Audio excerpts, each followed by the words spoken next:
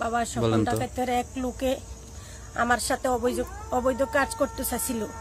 সে অনেকদিন তলাকে আমারে কইছে, আমি গুরুত্ব দিই নয়। পরে রাতের 12টা সে আমার ঘরে ঢুকিয়া আমার লগে ফাটসি লাগাইছে, আমার জামা কর্তা ছিঁড়ি হেলাইছে।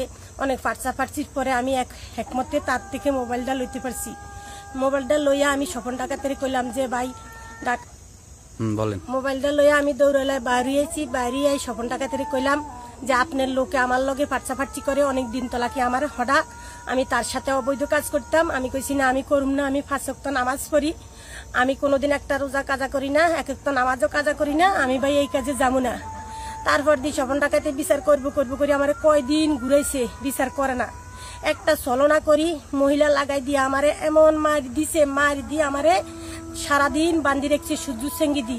আমি পানি করে কাটছি, আমার এক গ্লাস পানিও দেন। পরে আবার স্বপন ডাকাইতে 4টা লোক লইয়া আইসি আমার যে ইজ্জত মারা কথা কইছে, আমার বেজ্জত করব, আমার হল্লা করব, সেই লোকটিনও লাডি বানাই আমার এমন মার দিছে। মার দেওয়ার পরে 20টা জোতারে আলাগাতি আনি আমার গলাতে দিয়া খালি আশেপাশে বাড়ি দিছে আর কইছে তাদের সাথে আমি অবৈধ কাজ করতাম, খারাপ কাজ করতাম। কেন করি না, আমার স্বামী নয়, আমি তাদের সাথে মিলন করতাম। এই কারণে আমার স্বীকার করতে পারেনোর গতিকে এই তথ্য দিছে।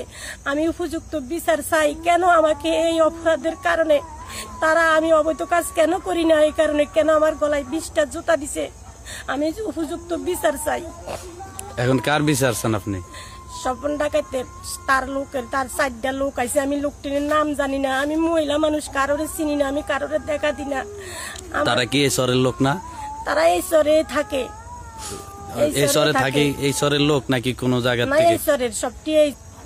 যে লোক আইছে স্বপন ডাকাতের সাথে তাদের আপনি চিনেন না? আমি চিনি না, এটা কারা কোন লোক, বেডা করে চিনি না কোনোদিনও। আরে কি এই শহরে থাকে নাকি কোথা থেকে আসা?